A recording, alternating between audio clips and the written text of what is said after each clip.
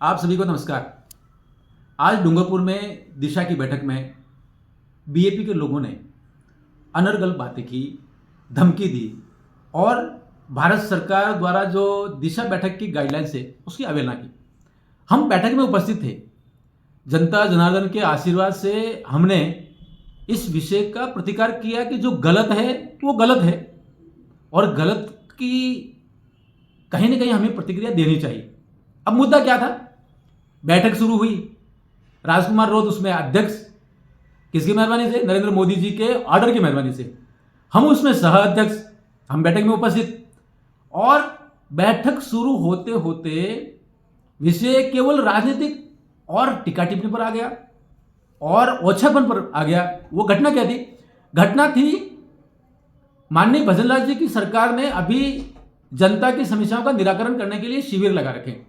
गांव में शिविर लगते हैं, लोगों की समस्या चाहे वो मूल निवास की हो, चाहे राशन कार्ड की हो, चाहे पेंशन प्रकरण के उलझन की बात हो, चाहे कोई केवाईसी हो, इससे छोटी छोटी प्रॉब्लम गांव के ठेठ एकदम निकटतम पॉइंट पर पहुंचकर सरकार काम कर रही है।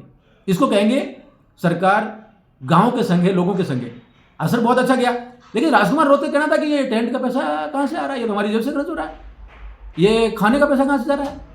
मुझे लगता है इस तरह की टिप्पणियां किसी भी जिम्मेदार जनप्रतिनिधि के लिए अशोभनीय है और इस तरह की टीका टिप्पणी एक स्वच्छ लोकतंत्र के लिए भी ठीक नहीं है। हमने जब इस विषय को रखा कि आप जब बात करो तो माननीय नरेंद्र मोदी जी की सरकार ने दिशा बैठक के दिशा निर्देश जारी कर रखे हैं, उसमें 101 बिंदु हैं जो लागू होता है, उस पर चर्चा करनी है और जनता जनार्दन के विकास के लिए, उनके कल्याण के लिए, उनके हित संवर्धन करने के लिए जो कुछ भी हो सकता है जिले में, हम अधिकारियों को निर्देश दें। जिला कलेक्टर उसमें सुने, प्रोसीडिंग्स लिखे और अधिकारी से जो भी रिपोर्ट मांगनी हो मांग सकते हैं। लेकिन नहीं, केवल राजनीतिक और केवल राजनीतिक। और राजनीतिक में क्या?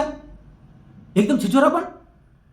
देखिए देखिए ये सरकार कैसी है। मतलब इस तरह की टिप्पणियां करना मुझे लगता है किसी भी सज्जन शक्ति के लिए, किसी भी व्यक्ति के लिए, आम नागरिक के लिए असहनीय है। हमने नीति के दायरे में रहकर जनता को केंद्र में रखकर के उनके कल्याण की बात करें। और हमने ये बहुत ठोक पीट के कहा है कि नरेंद्र मोदी जी जब कहते हैं कि विकसित भारत, तो विकसित डूंगरपुर भी उसका हिस्सा होना चाहिए। डूंगरपुर क्या गरीब रहेगा? डूंगरपुर में क्या पलायन नहीं रहेगा? डूंगरपुर में क्या केवल लोग जो रोजगार के लिए बाहर जाते हैं वही रहेंगे, केवल प्रतिक्रिया करते रहेंगे? नहीं, वहां पर भी अच्छा रोजगार आना चाहिए, कौशल विकास होना चाहिए। लेकिन 2-3 बिंदु बहुत महत्वपूर्ण है जिन पर राजकुमार रोत ने कोई चर्चा करना नहीं चाहिए। वो थी आरसेटी और rural self employment training institute है, उसके लोग कैसे युवाओं को ट्रेनिंग कर रहे हैं, विषय जाना चाहिए। लोगों के अपने संपत्ति के कार्ड, जिसको कहते हैं स्वामित्व के कार्ड, कैसे और कितने बने, उस पर चर्चा होनी चाहिए। वो नहीं कर रहे हैं। यहां तक कि बहुत सारे विषय वो केवल राजनीति करना चाहते हैं और राजनीतिक भी अलगाव की राजनीति। कहीं पर भी सरकार की योजनाओं की धरातल पर उतारने की बात नहीं, केवल टीका टिप्पणी। और मुझे तो ऐसा लगता है कि उन्होंने आंगनवाड़ी की बहनों का जो वहां काम करती हैं उनका जो अपमानजनक शब्दों का प्रयोग किया और उन्होंने कहा कि सारे भ्रष्ट हैं और गुजरात में जाके राशन ये जो माँवाड़ी और आंगनवाड़ी के जो सामान है वो बेचती है। मुझे लगता है ये सबका अपमान है। ये तथ्य भी उन्होंने स्वीकार नहीं किया कि नरेंद्र मोदी जी की सरकार नरेगा में सबसे ज्यादा रोजगार लगभग 92,000 के करीब जो है ना वो हर महीने डूंगरपुर में दे रही। मुझे लगता है ये एकदम अप्रगतिशीलता। और उसके बाद तू मैं और कोई सुनने की बात नहीं। अरे भैया, हम भी सांसद हैं डूंगरपुर के, आसपुर विधानसभा क्षेत्र, लोकसभा क्षेत्र उदयपुर में आती है। हम उस बैठक के सह अध्यक्ष के नाते बैठे हैं और केवल जनता के हित की बात करने के लिए बैठे हैं।